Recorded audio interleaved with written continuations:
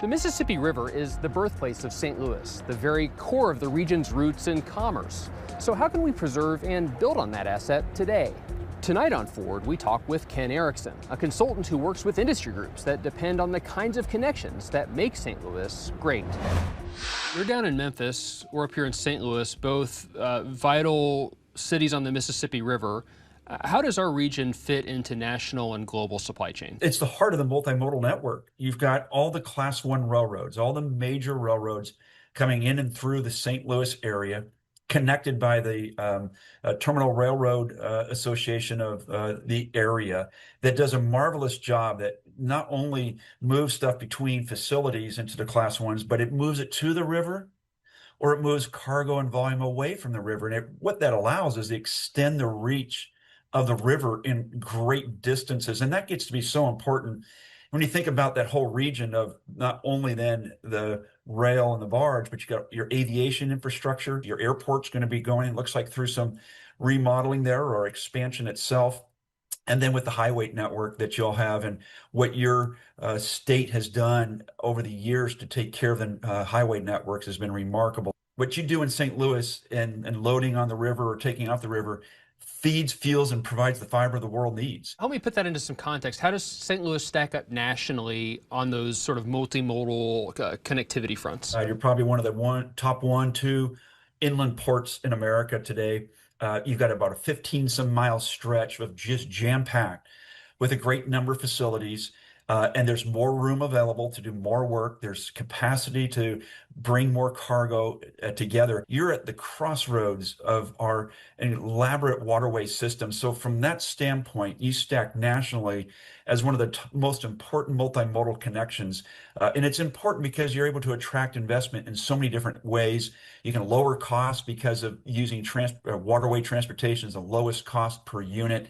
And then just the fuel efficiency, and with high price fuel today, you get more bang for your buck moving on the waterway system. So it really feeds nationally as a major and important multimodal connection. We're going to talk a lot this week about the idea of the agricultural coast of America.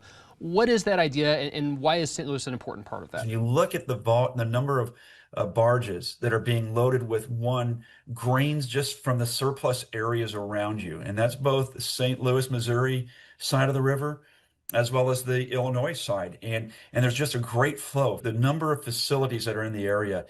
And I look at what goes out of the United States on that Mississippi River ship channel. 1 out of 6 tons comes from the St. Louis area. That's a symbiotic relationship that's important. That relationship with the ag coast of America, very important for the St. Louis area. And that gets it because about a concentration of grain and grain products that move out of there. So how can the region do a better job of leveraging that and building on that? You know, it's about building strong alliances and messaging across stakeholders, public leaders, people in leadership positions who may not know about the river system and how important it is not only to the economy of the United States, but the economy of the region. Part of what you do is look at global and national trends in the shipping industry and in the commodities industry. What's going on in the world right now that impacts this industry here in St. Louis? You've got these geopolitical events going on, and anytime there's an event taking place in the world, you're going to see some sort of disruption in the system.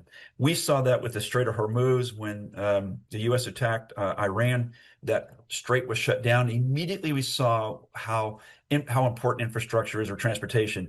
All the oil that was captured up from the Strait of Hormuz, the value of that really went to zero because you couldn't move oil into the world. This is the same thing that happens in the United States. If we have an impediment and you can't move something, well, the value upstream from there, say if you're moving grain, you can't move it now on the river, that farmer's price actually falls and the farmer pays for the freight. Well, we saw that when something happens here, it's going to have an impact elsewhere. As St. Louis looks at growing this sector, as employers look at adding jobs or expanding, as we look at companies like Intermotive that are doing some innovative things here, what obstacles or challenges are in the way, and what should we be concerned about as a region? Yeah, well, certainly the jobs is a big thing, and to be able to attract people into the industry to tell the story and to say, look, there's great opportunities, whether you work on the land side, shore side, or even to work on the water side, where you could be part of this national economy of seeing the economy move and participating in a very safe,